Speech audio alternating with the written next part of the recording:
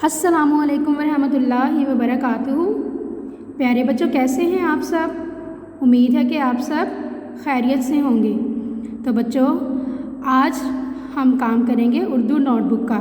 सब बच्चे अपने बैग से उर्दू नोटबुक निकालें और मेरे साथ सब बच्चे मिलकर पढ़ें। आज दिन है जुमा जुमा जुमा और आज तारीख़ है 30 अप्रैल 2021। 30 अप्रैल 2021। जमात का काम, जमात का काम। और आज का उन्वान है उन्वान अलिफ ता ज़ाल, अलिफ ता ज़ाल, अ ता ज़। तो बच्चों, इससे पहले हमने अलिफ से लेकर खे तक हरूफ तहजीक कर ली हुई है। आज हम प्रैक्टिस करेंगे अलिफ से लेकर ज़ाल तक, ठीक है? तो सबसे पहले आप बच्चे मेरे साथ मिलकर पढ़ें, उसके बाद हम लिखेंगे। सब बच्चे मेरे साथ मिलकर पढ़ें। अलिफ अ, अलिफ मद आ, बे ब, पे प, ते ट, टे ट, से स, जीम ज, चे च, हे ह, खे ख। जी, आज बच्चों हमने लिखना है दाल।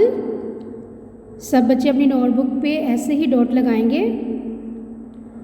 नुक्ते से शुरू किया, ऐसे आपने राउंड अपनी पेंसिल को लेकर जाना है और लाइन के साथ मिला देना है और इस नुक्ते पर लाना है।